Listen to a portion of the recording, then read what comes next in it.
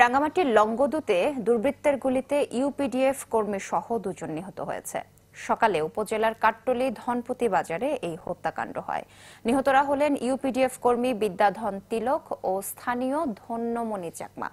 UPDF নেতা নিরণ চাকমা এই হত্যাকাণ্ডের জন্য সন্তু লারমার নেতৃত্বাধীন জনসংহতি সমিতিকে দায়ী করেছেন। তবে সংগঠনটির লংগদু শাখার সাধারণ সম্পাদক মণিশঙ্কর চাকমা জানান, ধনপতি এলাকায় তাদের কোনো কার্যক্রম নেই।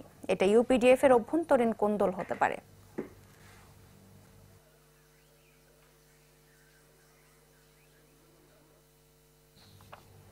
দর্শক, এ বিষয়ে আরো জানাতে রাঙ্গামাটি থেকে যোগ দিচ্ছেন সহকর্মী জিয়াউল হক। জিয়া।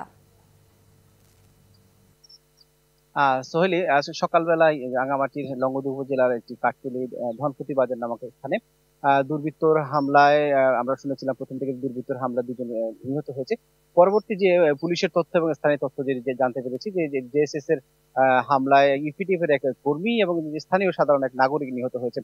এই বিষয়ে যে লংগদু থানার যে অফিসার ইনচার্জ মোহাম্মদ রুহুল আমিনের সাথে কথা বলেছেন, তিনি জানিয়েছেন জেএসএস এর একটি হামলায় দুজন নিহতের খবর শুনে তারা যে ঘটনাস্থলে গিয়েছেন এবং যে দুজনের মরদেহ ইতিমধ্যে তারা নিশ্চিত করেছেন এবং তারা সেই দুটি মৃতদেহ তারা পেয়েছেন এবং সেগুলো নিয়ে তারা লংগদুর উদ্দেশ্যে যাত্রা করেছেন।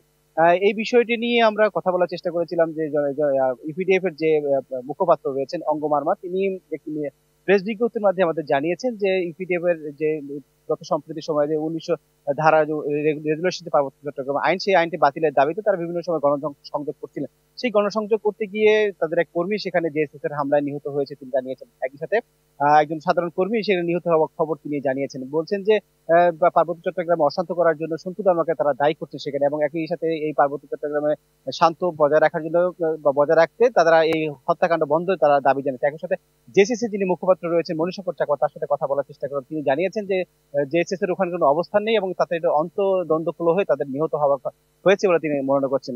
এই মধ্যে সামনে নির্বাচনকে কেন্দ্র করে পাহাড়ে এই ধরনের ঘটনা ঘটে থাকে।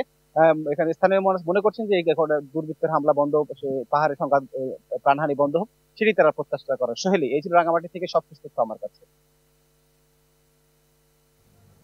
জিয়া, ধন্যবাদ আপনাকে। দর্শক, লংগদুতে ইউপিডিএফ এর 2 কর্মী নিহত হয়েছে, সে বিষয়ে বিস্তারিত জানাচ্ছিলেন সহকর্মী জিয়াউল হক।